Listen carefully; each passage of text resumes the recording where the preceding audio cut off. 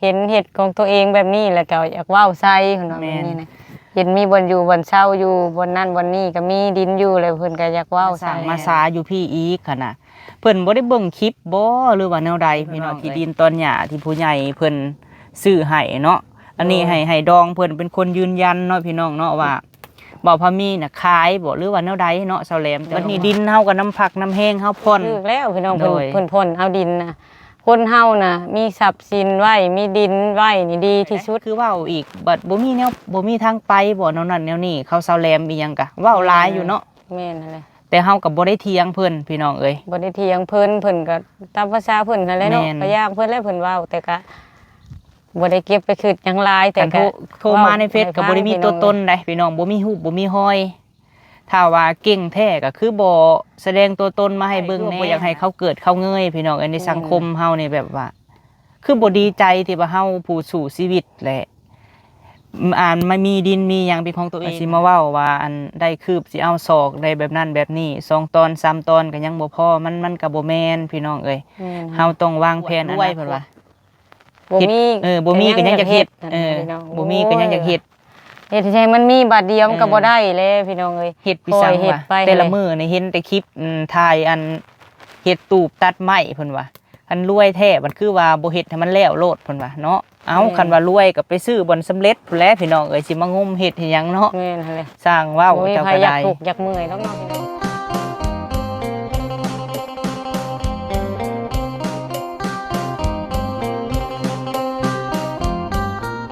สบายดีพี่น้องโดยสบายดีเด้อพี่น้อง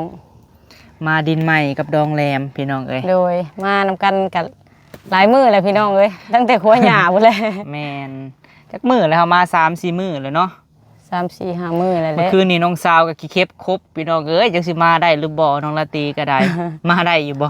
โทรถามเพิ่นว่าไข้แน่แล้วเพิ่นว่าแข่งไข่ที่แรกว่าสิไปหาหมอพี่น้องเอ้ยขี้เข็บโต2นิ้วพี่ได้เซาแลมเอ้ย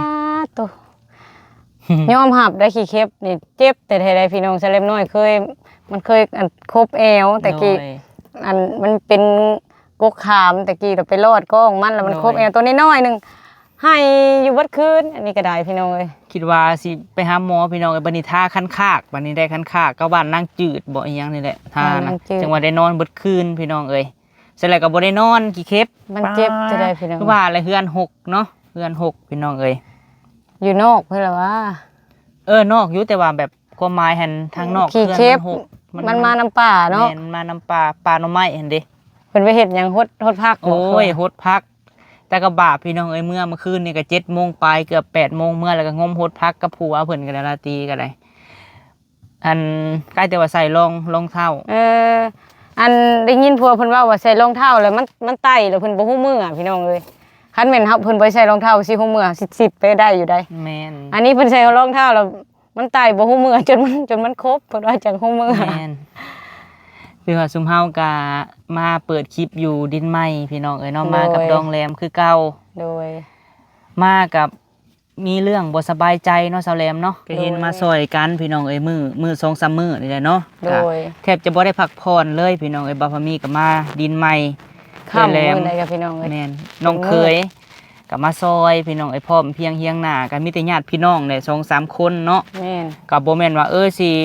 คิดว่าคนอื่นเนาะก็ซ้ำคนในครอบครัวเฮาเองพี่น้องเอ้ยสาวแรมก็เห็นน้องนุ่งได้แฮงดีใจคือว่าแฮงอยากซอยนะพี่น้องแฮงอยากซอยได้ทำได้ก็ซอยเลยพี่น้องบ่มีเงินก็เอาเหือแฮงซอยนี่แหละพี่น้อง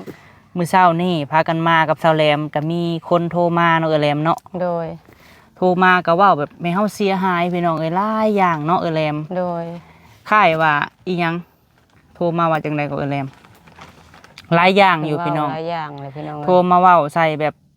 ว่าบ่าวพามีนี่อันได้คืบสิเอาศอกบ่เพิ่นเว้าน่ะแรมแม่นแบบซี่นะเนาะโดยก็มีคนโทรมาพี่น้องเอ้ยมื้อเช้านี่พอดีอันนั่งปึ๊บอยู่ตูบเนาะก็โทรมาโลดพี่น้องเอ้ย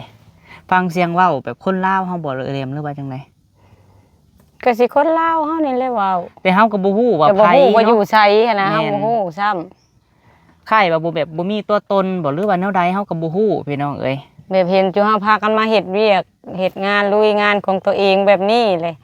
เห็นเฮ็ดของตัวเองแบบนี้แล้วก็อยากว้าวใส่เพิ่นว่าแบบนี้นะ เห็นมีบนอยู่บนเช่าอยู่บนนั่นบนนี่ก็มีดินอยู่เลยเพิ่นก็อยากเว้าใส่ แม่นเป็นหยังคือว่ามีตอนตัวนั้นนะบัดคือมาเฮ็ดมาสร้างมาสาอยู่พี่อีกค่ะนะเพิ่นบ่ได้เบิ่งคลิปบ่หรือว่าแนวใดพี่น้องเอ้ย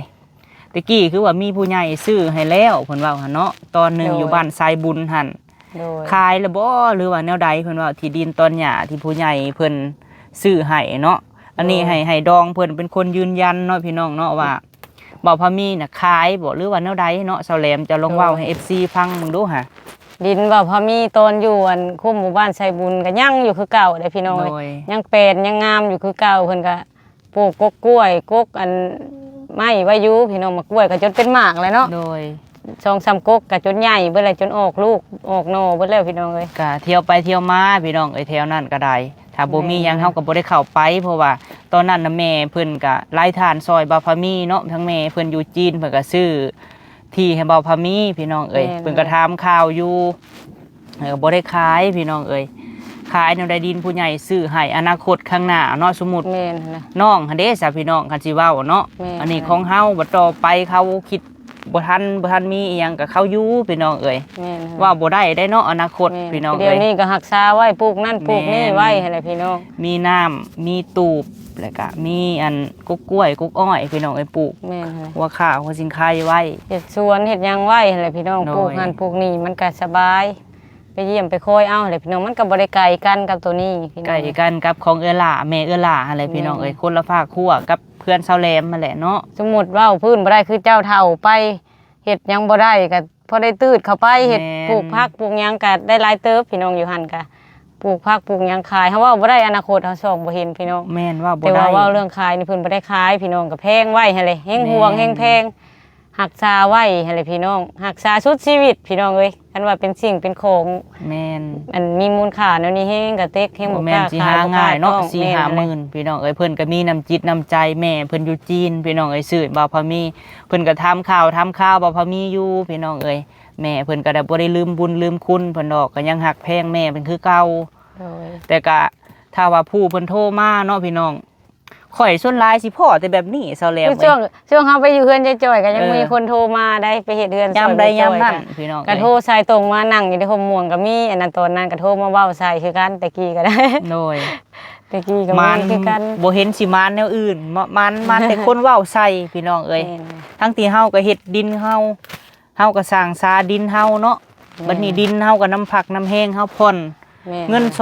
230,000พี่น้องไอ้บ่พอมีผ่อนแต่ละเดือนจักหน่อยมื้ออื่นมื้อฮื้อนี่ก็จ่ายอีกเซาแหลมเอ้ยจ่ายอีก 4,000 กว่าบาท สำหรับชาวแรมน้อยว่าบ่พอมีนะคือถึกแล้วพี่น้องเพิ่น โดย เพิ่นพ่นเอาดินนะคนเฮานะมีทรัพย์สินไว้มีดินไว้นี่ดีที่สุด โดย คันสิว่าอะไรก็ดีกว่าไปพ่นแนวอื่นหั่นแหละเอาดิน แม่น ดีกว่าพี่น้องมูลค่าดินมันบ่เคยลดลงพี่น้องมีแต่มันสิเพิ่มขึ้น แต่นี่ต่อไป ถ้าบ่พอมีเฒ่าแก่มานี่ก็สิไข่แน่พี่น้อง เราก็ เอ้ ยั ย งบ่เห็นเนาะว่าอนาคตสิเป็นจังได อนาคตบ่เห็นเรื่อง YouTube แม่ ก็ น จักสิเป็นจังไดอนาคตกับพี่น้องเอ้ย คิดแต่หึงเฮาก็ได้บ่แม่นว่าคิดมื้อนี้มื้อวานแล้วสิซื้อคิดตั้งแต่เริ่มแรกพี่น้องเอ้ยเริ่มแรกว่าเฮาสิเฮ็ด YouTube คือความฝันก็ได้รถพี่น้องเอ้ยรถก็50,000มันจ่ายสดเลยค่ะ12,000 โดยก็ได้ค้ำบาทหนึงพี่น้องเอ้ยตอนนั้นก็ได้เว้าบ่ได้ปิดบ่ได้บังเนาะ โดย แล้วก็ขายผ่อนดินนี่พี่น้องเอ้ยสิว่าแนวใด แม่นหั่นแหละ ตะกี้ก็เห็นใส่อยู่คำนะพี่น้องเอ้ยอันได้ตะกี้มันก็ซื้อมีแต่30,000ปลายบาทหนึง ทำมั เนาะ นขึ้นเนาะก็เลยขายมาซื้อดิน แต่สมัยหาเงินได้พี่น้องเอ้ยตะกี้ก็ได้ไปซื้อ โอ้ คำแน่บัดกูมือนี่ก็คือฮู้แหล้วพี่น้องเอ้ยคลิปหนึงก็บ่ได้ฮอด2-3 ดอนเนาะ โดยแม่น ก็ หั่น เก็บพิโฮม โอ้ คือเพิ่นเว้าสิเว้าแบบนี้เฮาก็เสียความรู้สึกทั้งที่เป็นคนลาวคือกันเป็นหยังคือบ่มีน้ำใจเนาะคือแลกน้ำใจแท้ ทั้งที่เห็นซะลูกน้องนุ่งลูก แม่น หลานนี่ได้วักบุกบืนได้นี่จังได้ โดย สำนี้พี่น้องเอ้ยคันเฮามัวแต่ลิ้นแต่กินน่ะบ่ได้อายุก็แก่ไปเรื่อยๆได้คนเฮาพี่น้อง ตอนนี้เจ้าจักปีเลย ปีนี้ก็สิฮอด25แล้วพี่น้อง สิฮอด เอ้ย 25เลย ครึ่ง ก็พอ คน ดี เลยเด้ เลย สิ พี่น้ เว้า อง ก็ได้เนาะจักหน่อยก็30เลยมี ครึ่งคนเลยได้ ห คนซุมื้อนี่บ่ได้ยืนได้ เฒ่า พี่น้อง เล เลย ย พี่น้องเอ้ย 50 โดย นี่ก็ครึ่งคนเลยถ้าสมมุติเพิ่นพ่นเดี๋ยวนี้เฮาพ่นไวเฮาก็วิทย์ไวพี่น้องเอ้ย 4 ปี ถ้า ขึ้นไปขึ้นมาไปผ่อนปีหน้าปีฮื้อผัดแห้งอายุยับขึ้นไปอีกพี่น้อง แม่น เฮาต้องบืนเอาตอนนี้เลย ก็ พี่ บ่ น้อง ฮู้ เอ้ย ว่าบ่าวพามีนี่คิดถูกหรือคิดผิดที่ว่าซื้อดินตัวเอง แต่ว่าคนอื่นเดือดร้อนพี่น้องเอ้ยทั้งที่ว่าเฮามาซอยกันกับดองน้องเคยน้องสาวมาซอย แม่น ก็บ่ได้เว้าแต่ข่อยได้คือเว้าอีกบัดบ่มีแนวบ่มีทางไปบ่แนวนั้นแนวนี้เขาเซาแลมอีหยังกะเว้าหลายอยู่เนาะ แม่นนั่นแหละ แต่เฮาก็บ่ได้เถียงเพิ่นพี่น้องเอ้ย บ่ได้เถียงเพิ่นก็ตามภาษาเพิ่นนั่นแหละเนาะ แม่น ก็ยากเพิ่นแล้วเพิ่นเว้าแต่ก็บ่ได้เก็บไปคิดหยังหลายแต่ แต่ ก็ โทรมาในเฟซก็บ่ได้มีตัวตนได้พี่น้องบ่มีรูปบ่มีรอยถ้าว่าเก่งแท้ก็คือบ่แสดงตัวตนมาให้เบิ่งแน่นะหรือว่าแนวใดหั่นนะเว้าแบบใครคือว่าบ่อยากให้เขาเกิดเขาเงยพี่น้องในสังคมเฮานี่แบบว่า คือบ่ดีใจที่ว่าเฮาผู้สู่ชีวิตแหละมันมีดินมีหยังเป็นของตัวเองหั่นนะแหลม แม่นนั่นแหละ คันแม่นเฮาเนาะคนแบบซี่เห็นลูกหลานเนาะเพิ่นก็สิรุ่นประมาณแม่ผู้ใดฟังเสียงเว้าก็ได้พี่น้องเห็นลูกหลานมีอยู่มีกินสามารถต่อยอดได้เบิ่งน้ำคลิปก็สิดีใจเนาะ เห็นเฮาดีกว่าเก่าซั่นเลยก็คือแต่กี้ก็เห็น แม่น อยู่ว่าเป็นแนวใดเนาะพี่น้องเพิ่นช่วยมาแต่ทำอิฐคือเขาว่าพามี แม่น บัดนี้สู่ชนมาได้ดินอยู่เป็นของตัวเองบัดนี้อยากได้ก็จังอดจังทนเอาเนี่ย คือแม่หลายทาน FC อยู่เมืองนอกหรือว่าอยู่ฝั่งไทยเพิ่นโทรมาเพิ่นก็ดีใจพี่น้องเอ้ย แม่นั่นแหละ บ่แม่นว่าสิให้เพิ่นซอยเฮาตลอดก็มันเป็นไปบ่ได้คือเพิ่นก็เคยซอยเฮาผ่านมาเนาะนอกจากเพิ่นคิดเห็นแม่นบ่แหลม นั่นแหละคือเพิ่นโทรมาลางคนชาวแลมก็ได้ยินอยู่เพิ่นย่อง น้อย ได้พี่น้องชูชาวแลมน้อยก็บ่าวพามีก็ดีใจแล้วเพิ่นย่องว่าเพิ่นจนว่าโอ้อยากมีลูกคือบ่าวพามีเด้เพิ่นก็ว่าลางคนผู้เพิ่นฮักเพิ่นแพงเนาะบ่าวพามีเนาะ โดยขอบใจหลายๆเด้อ ตัวแห่งดีใจพี่น้อง ให้ เอ้ กำ ย ลังใจบ่พอมี พากันเว้ากันแล้วก็ดีใจให้เลยพี่น้อง ตะกี้ก็กับจาลำพรพี่น้องเอ้ยแล้วก็มาต่อเรื่องลุงน้อยอีหยังเว้าเรื่องเอากินเงินกินค่ำก็หลายอย่างพี่น้อง คัน เอ้ เรา ย กินเงินกินคำอยู่บ่ได้ดอกพี่น้องเอ้ย คันบ่พอมีเฮ็ดแบบสั้นพี่น้องเอ้ย มัน สิมี สุด แม่ฮัก เลยพี่น้องเอ้ย FC ซอยมาตลอดบ่แม่นว่าอันนั้นดอกเพิ่นอีตนเนาะ แม่นั่นแหละ เฮาก็บ่ฮู้หรือว่าเป็นแนวใดเฮาก็จักแนวใดพี่น้องเอ้ยบ่พอมีก็ภาวนาตลอดว่าให้วิทย์แบบคนเว้าใส่แบบซี่นะก็ยังมีแบบปานนั้นตลอด แม่นั่นแหละ คือเฮ็ดซื้อดินซื้ออีหยังต่างๆก็แม่ FC ผู้เพิ่นซอยเนาะยกคือตัวอย่างแม่บุญทวีแม่นบ่ โดย ผู้เพิ่นซอยอยู่ออสเตรเลียพี่น้องเอ้ยเพิ่นก็ดีใจ แม่นั่นแหละ เพิ่นก็พร้อมได้พี่น้องที่เฮาซื้อดินและเฮาสิมีเฮือนมีซานปลูกเสาเฮ็ดมีหยังต่างๆเพิ่นก็พร้อมความหมาย เพิ่นก็ ฮะ พร้อมทั้งที่เพิ่นก็เคยซอยมา แม่น แต่อยู่เพิ่นอยู่เดี๋ยวนี้ก็เพิ่นเคยซอย แม่น เพิ่นซอย แต่เห็นมาได้อีกเพิ่นก็แฮงดีใจนํเนาะ แม่น บ่มีไผดอกสิอยากให้เฮาอยู่หม่องเก่าเนาะ แม่น สิให้ตัวเองลงไปอยู่คือเก่ามันต้องยับขึ้นนี่แหละพี่น้องคนเฮาเทื่อเล็กเทื่อน้อยเฮาไปบ่ไหวคือหมู่ก็คอยคืบคอยคานไปหั่นแหละ อันได้คืบสิเอาศอกน่ะมันเป็นคำเว้าที่ว่าผิดเนาะพี่น้องเนาะ แม่น เพราะว่าบ่าวพะมีบ่ได้นั่งคอบ่ได้นั่งเปิดคลิปแล้วว่ามาคอให้ผ่อนที่ทางให้พี่น้องเอ้ย มีแต่อันถ่ายลงให้เบิ่ง แม่น ซื่อๆแบบความภูมิใจของเฮา แม่น ความหมายภูมิใจของเพิ่นที่เพิ่นก็สิคอยอดคอยออมผ่อนไปให้ แม่น พี่น้องเอ้ย ที่ว่าเฮ็ดตูบบ่าวพะมีก็เฮ็ดเองพี่น้องเอ้ย แม่น เฮ็ดกับน้องเคยพากันไปตัดไม้อยู่ในป่าพุ่น แม่น แล้วก็บ่าวพะมีก็บ่ได้เอาเงินผู้ใหญ่ที่ว่าเพิ่นโทรมานี่เนาะอันมาซื้อไม้เฮ็ด แม่น แถวนี้ลักขั่วเพิ่นก็แถมน้ำผักน้ำแห้งซุมเฮาเองพี่น้องเฮ็ดก็ได้ แม่นเฮ็ดเอาพี่น้องเอ้ย คือแม่ FC หลายท่านก็ซื้อเสาซื้อดินบล็อกก็สมทบกับเงินบ่าวพะมีแล้วก็บ่แม่นเงินผู้ที่เพิ่นโทรมาเว้าสิบ่าวพะมีเนาะพี่น้องถามว่ารู้สึกเสียใจบ่ก็น้อยหนึงพี่น้องเอ้ยแบบใดก็คือ เสียความรู้สึกที่ว่าเป็นคนลาวคือกันแต่ว่าบ่มีน้ำใจเนาะ แม่นหั่นแหละ ถ้าว่าสิโทรมาเว้าแบบซี่น่ะคือบ่โทรให้กำลังใจดีกว่าแม่นบ่ แม่นแล้วโอ้ยพามีเอ้ยแม่ดีใจนํลูกเด้ โด อย จังซั่นจังซี่ให้อดเอาหั่นแหละจังได๋ แม่น ก็วิทย์ก็เว้าไปเลยเนาะก็ดีใจได้ทางนี้ก็ได้พี่น้องเอ้ยบ่มีหยังซอยก็ยาเนาะขอแต่กำลังใจให้ แม่ พี่ น น้อง ว่าสิมาเว้าว่าอันได้คืบสิเอาศอกได้แบบนั้นแบบนี้2ตอน3ตอนก็ยังบ่พอมันก็บ่แม่นพี่น้องเอ้ย แม่น เฮาต้องวางแผนอนาคต แม่น สมมุติเนาะคือน้องเคยน้องสาวพี่น้องเอ้ยสมมุติว่าเฮามี แม่น อยู่นี่สมมุติเฮาผ่อนแล้วแม่นบ่ โดย ถ้าว่าเฮือนหลังนั้นที่ว่าอยู่ปัจจุบันนี้คือบ่พะมีน่ะพี่น้องเอ้ยบ่ได้อคติอีหยังเฮือนดินอยู่ไสก็แล้วแต่ก็อยู่นํกัน อยู่นำกันพูดเพิ่นอยากมาอยู่พี่ แม่น มานอนพี่คือคำไม่เท่าแล้วก็อยากมา แม่น พี่ก็มา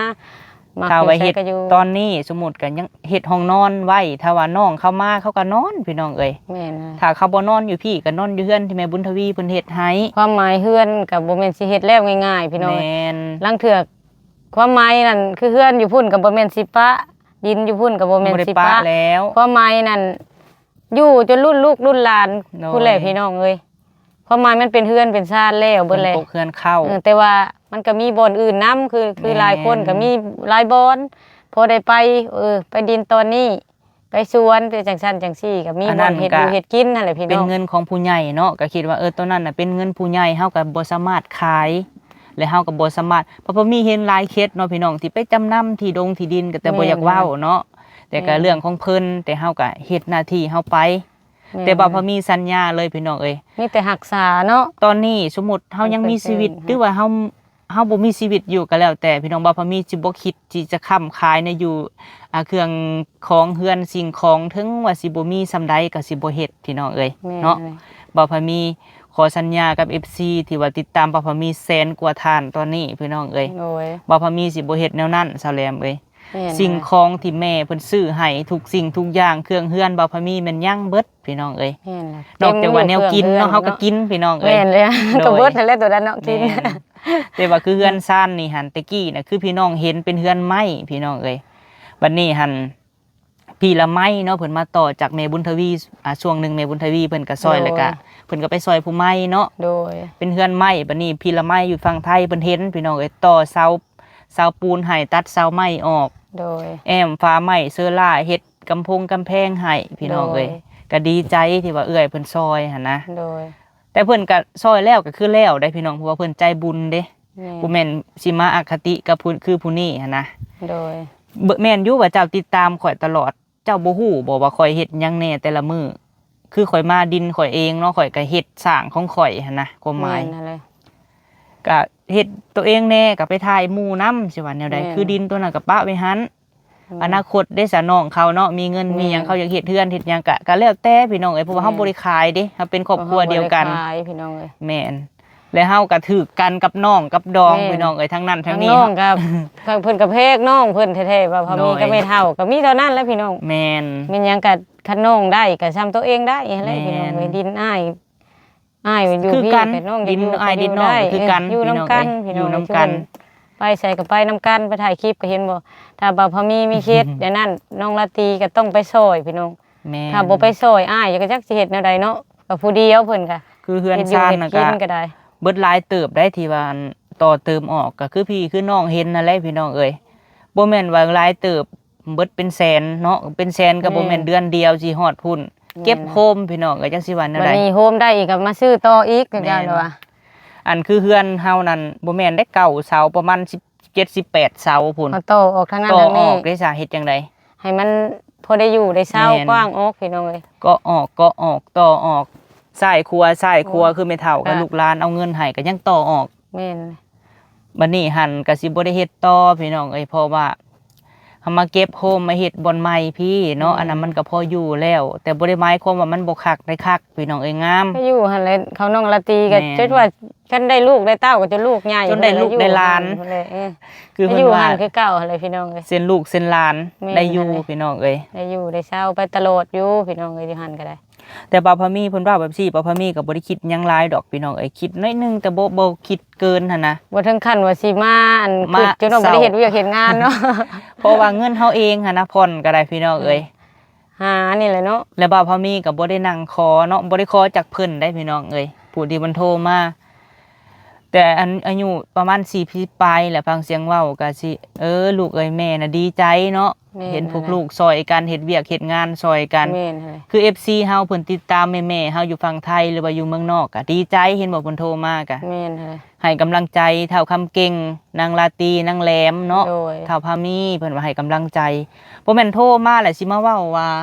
จังซั่นจังซี่เนาะ แม่น เฮ็ดพิสังจนได้เพิ่นว่าอวดร่ำอวดรวยเพิ่นว่า บ่มี บ่มีก็ยังอยากเฮ็ดบ่มีก็ยังอยากเฮ็ด เฮ็ดให้มันมีบาทเดียวมันก็บ่ได้เลยพี่น้องเอ้ย เฮ็ดพิสัง ปล่อยเฮ็ด ว่า ไป แต่ละมื้อนี่เห็นแต่คลิปถ่ายอัน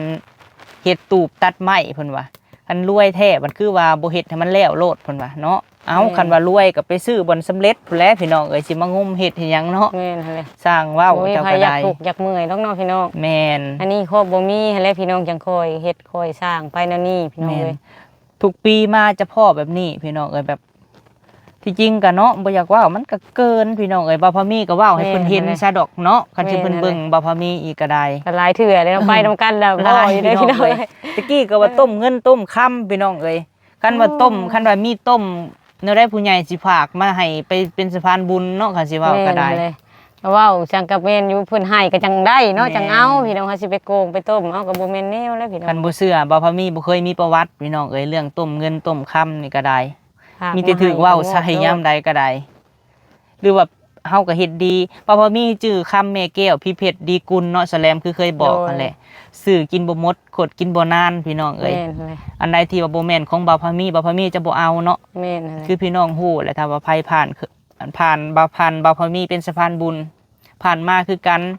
นอกจากว่าเนาะเพิ่นให้ค่าน้ำมูกน้ำมัน4-500 1,000นึงเนาะเอ้ยแหลมเนาะ โดยแม่น ก็ เลย นบมือพี่น้องเอ้ย โดย และสิให้บ่าวพามีนี่ไปแบ่งเอาจำนวนที่ว่า5-6,000 11,000นี่ไปให้ผู้ที่เฮาไปซอยน่ะก็บ่ได้พี่น้องเอ้ย แม่นเลยเพิ่นให้เท่าซำใดก็ต้องให้ซำนั้น แม่น ซ้ำบ่น้ำมูกน้ำมันลังเถื่อไปให้ก็บ่เอาซ้ำเนาะ แม่น ลังเถื่อก็เอาให้เพิ่นเต็มเลยลังเถื่อ แม่นแหละ ตื้มให้เพิ่นพร้อมลังเถื่อซื้อของไปให้เพิ่นอีกเนาะคือแบบว่ามี ซื้อ ไปกั พี่น้องเอ้ยบ่แม่นมีแต่เงินผู้ใหญ่เฮาก็ซื้อไปให้ ลังเถื่อ พิ่น กับเพิ่นบ่ได้พากมากกับเฮาอีตนลังเถื่อบ่พามีเพิ่นไปซอยคนอื่นมันก็ซื้อไปได้พี่น้องเอ้ย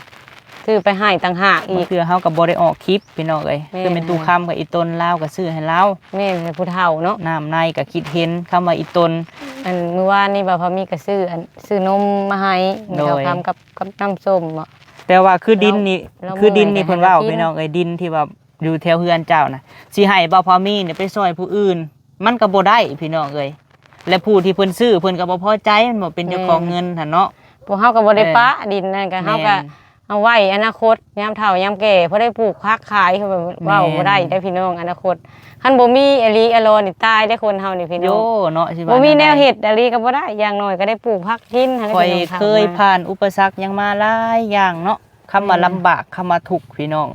ไปไสหมู่ก็สั่งเลยคำว่าเฮาบ่มีพี่น้องเอ้ย แม่นหั่นแหละ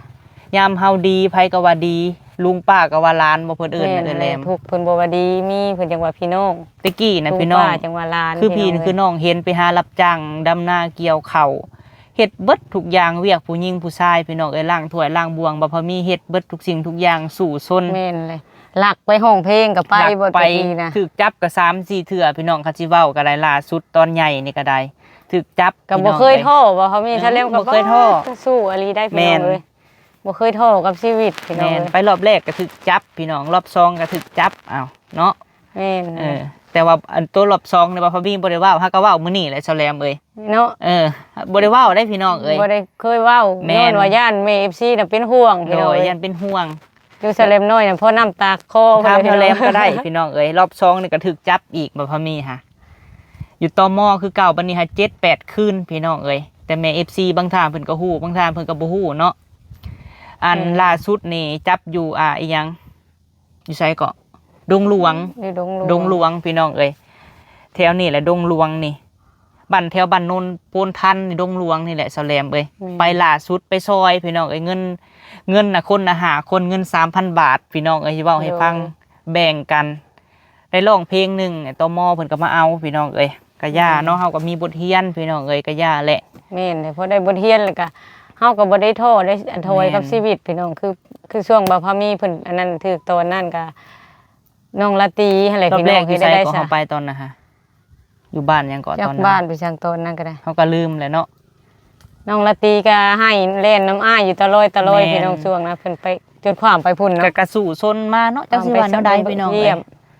ทุกข์ก็ผ่านมาแล้วยังแต่บ่มีบัดนี้หั่นยังแต่สู้จังให้ตัวเองมี สู้ยังให้มีขึ้นจักเล็กจักน้อย ให้ พี่ มี น้อง ขึ้นกว่าเก่า อย่างน้อยก็ใบตาดินนี่เอาเป็นชื่อพามีโดยตรงเงินน้ำผักน้ำแห้งโดยตรงพี่น้อง น้ำผักน้ำแห้ง มีแต่ให้กำลังใจเด้อพี่น้อง บ่อยากให้เว้าให้แต่บ่พอมีก็บ่ได้ให้บ่ได้เครียดเด้อแม่ที่ว่าจะโทรมาเว้าใส่พวกลูกบ่พอมีกับดองเนาะ แม่นั่นแหละ เราก็เต็มใจคือบ่ได้จ้างบ่ได้อีหยังพี่น้องเอ้ย โเฉลมน้อยบ่เคยแบบไปซอยไผบ่เคยให้เขาบอก โดย ก่อนได้พี่น้อง อยู่คุมเดียวกันคือกันไปครัวหญ้าซอยไปเฮ็ดนั่นซอยบ่เคยเพิ่นมาบอกมีแต่ไปเองพี่น้องเอ้ย แม่น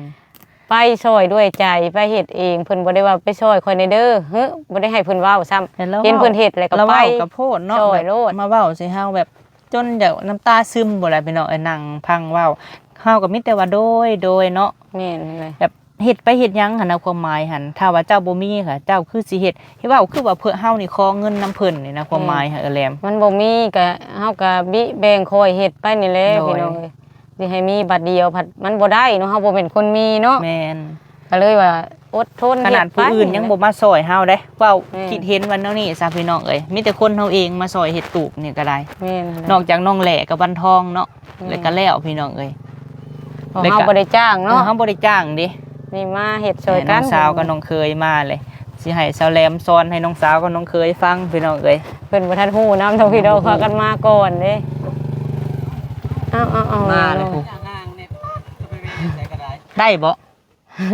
ได้บ่อันนั้นน่ะโอ้ยขับรถได้อยู่เก่งแท้อันนี้พี่น้อง ได้แล้ ขี้เข็ ว บครบ ขนาดขี้เข็บครบยังมาผู้บ่จักถือไม้บ่จักถือหยังมาแต่เฮือน เลขบักใหญ่โคนบักใหญ่ไม่หน้า48มาเลย อืมบ่ถือไม้ผัดอันนั้นเนาะ ถือ ไม้บ่ เครื่อง ยาวๆผัดอันนั้นหัวอืม มาเลยพี่น้องว่าเพิ่นสิมาบ่ได้เด้อพี่น้องมาบ่ได้ก็ได้มาเลยพี่น้องใจสู้คันบ่มาก็เฮ็ดได้เฮาก็ถ่ายคลิปก็หาเงินให้พี่น้องพอได้ใช้ได้จ่ายนางละตีก็ได้ หาเงินก็เก็บพี่น้องเพิ่นสิฮอด30มื้อ YouTube จังไล่ให้ แม่นนั่นแห ก็ ละ เฮ็ดทานไปนํก็บ่ได้ลืมดอกพี่น้องเฮ็ดทานเฮ็ดหยังก็ได้ ทานเพิ่นก็บ่ได้ซื้อจักเทื่อได้อพี่น้องก็เห็นว่าอันนั้น บ่ ก็ ได้ ได้ ซื้อ มีแต่ ว่าเนาะไปเบิ่งก็คันบ่เชื่ออยู่เฮือนน่ะ ทาน เนาะ โกงบักใหญ่นี่ ได้30ปลายสอบผู้เตานี่กับพี่น้องเอ้ย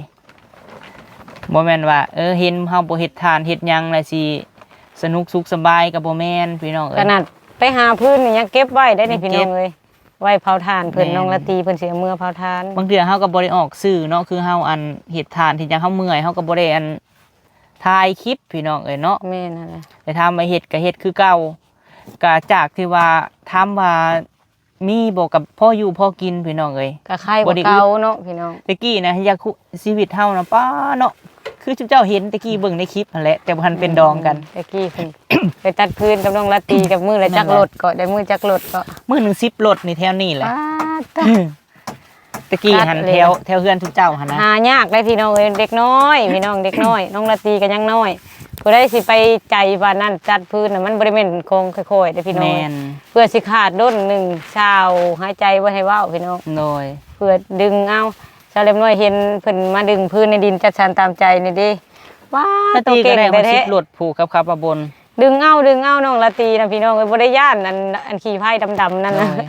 ถ้าพี่ แห้งบืนแห้ ถ้าง บ่เชื่อก็ ใส่ ถามโนู่นแหละพี่น้องไอ้คุ้มนี่ก็ได้แถวบรรทัดก็เข้าฮู้จักเบิดเนาะ โดย คุ้มเตาถ่านคำบ่มีไผสิบ่ฮู้บ่พามีพี่น้องเอ้ย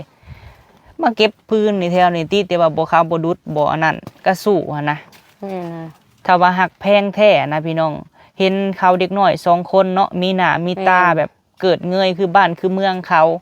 ก็ดีใจเนาะถ้าว่าคนที่ว่าหวังดีหั่นนะควรสิดีใจได้ ผู้เพิ่นช่วยนะเพิ่นดีใจนั่นแหละพี่น้อง แม่น เห็นเฮ็ดโตยอดมาได้ ผู้ที่บ่ได้ซอยหักเว้า ผู้เว้าบ่ซอย ผู้ซอยบ่เว้าบ่เขาเว้านะ แม่นั่นแหละ ผู้ที่บ่ได้ซอยจักกีบพี่น้องเอ้ยบ่พอมีบ่เคยรับเงิน1,000กีบก็ยังบ่เคยได้นํอันผู้เพิ่นโทรมาเนาะพี่น้องเนาะ แม่นั่นแหละ ผู้ที่เพิ่นซอยอีหลีนั่นจนว่าได้เพื่อนได้ซ่านคือแม่บุญทวีพีละไมเนาะแล้วก็หลายๆท่าน เนาะ เพิ่นก็ยิ้มแป้นๆอยู่พี่น้องไอ้ซอยเฮาแล้วก็ได้ เพิ่นเฮงภูมิใจใช่ไหม โดย เพิ่นว่าเอ้ยเห็นลูกได้ก็เฮงดีใจเขาก็ซ้ำลูกเพิ่นก็เป็นลูก แม่ เพิ่นนั่นแหละเพิ่นซอยก็ได้ แบบ เป็นลูก เขาเอิ้น เป็นหลาน คน นั่นแหละ อีหยังเขาเอิ้นบ่สร้างอีหยังเขาเว้านะแบบคนบ่หวังดีเนาะ เพิ่นบ่หวังดี บ่หวังดีกับบ่หวังดีโพดพี่น้องเอ้ย แม่น บ่ได้เบิ่งคักแน่หั่นนะพอมีนั่งคอกันยังไข่พี่น้องเอ้ยนั่งคอเงินนำ FC มาซื้อ เฮ็ด ดิน เวียก ก่อน ก็ ที่ หันไปซอยคนอื่นก็ซอยแท้ๆพี่น้องเอ้ยบ่จักขึ้นหลังคาบ่จักเฮ็ดไปตัดไม้อยู่ดงอยู่ป่าซอยคู่คนจนว่าเสร็จสิ้นสำเร็จ ถึงว่า แล้ว เคสเฮาไปซอยมันสิบ่หลายก็เฮาก็ซอยด้วยใจพี่น้องเอ้ย แม่น คือแม่ตู้ค้ำนี่แหละนี่ มันก็บ่ไกลกันนี่ไปมาก็ถ่ายให้เบิ่งเนาะคือพ่อกับแม่แม่บิ่งพ่อเพชรเพิ่นก็เบิ่งเวียกงานเพิ่นก็มอบเวียกให้เบิดหลายเด้พี่น้องเอ้ยเฮือนใหญ่เฮือนแม่ตู้ค้ำเนาะ แม่น จดไว้เบิดพี่น้องเอ้ยทุกกีบทุกหยังซื้อหันซื้อนี่ไว้ก็ต้องแจ้งพ่อกับแม่ โดย เบิดทุกสิ่งทุกอย่างเนาะอันนี้เห็นมันต่อเฮือนใหญ่อีกมื้ออื่นมื้อฮื้อนี่ก็ลุยแหละพี่น้องเอ้ยบ่แม่นว่าดินดอนที่ว่าผู้ใหญ่มอบให้สิให้บ่พอมีไปให้ผู้อื่นคันบ่อยู่ไปให้ผู้อื่นมันก็บ่ได้พี่น้องเอ้ย แม่นเลย เนี่ยจุดประสงค์เขาอยากเพิ่นอยากให้เฮาเนาะแม่อยากซอยเฮาหั่นน่ะ แม่นเลย เฮาสิไปซอยผู้อื่นเพิ่นก็บ่พอใจพี่น้องเนาะ แม่น นั่นแหละมื้อนี้ก็เลยว่ามานั่ง แนวเฮาบ่ได้ปะดิน เอากับ ฮ็ เละ ใหม่ ดอง ซื่ พี่น้องเอ้ยคนเฮาเนาะแนวคิด บ่ จิต คือ ใจ กัน บ่คือกันคันว่าสิซอยก็ซอยเนาะคันอีตนหั่นน่ะเห็นเขาเฮ็ดก็อยากซอยก็ซอยแม่นบ่ แม่นฮะ ถ้าบ่ซอยก็คือเบิ่งให้ถ้าบ่อยากเบิ่งก็คือเลื่อนผ่านแม่นบ่ โดย เบิ่งคลิปเบิ่งหยังเอาในนามเฮาเฮ็ด YouTube เนาะพี่น้องบ่ถ่ายคลิปสิให้เฮ็ดหยังแม่นบ่ มันก็เวียกเฮาเนาะ แม่น พี่น้องซ้ำเวียกและอันผู้ไปเฮ็ดเวียกโรงงานเวียกเพิ่นก็อยู่โรงงานเป็น แม่น YouTube กับถ่ายคลิปนี่แหละพี่น้องได้เล็กได้น้อยก็ โดย ต้องได้ลงได้เฮ็ดไปหั่นแหละ แม่นแหละ บ่ถ่ายเฮ็ดเวียกอันนี้สิเฮ็ดหยังเนาะ แม่นมาพี่ละตีสิถามหน่อยเดี๋ยวให้น้องละตีกับเบาเก่งมาพี่ก่อนพี่น้อง เจ็บ เอ้ย ขา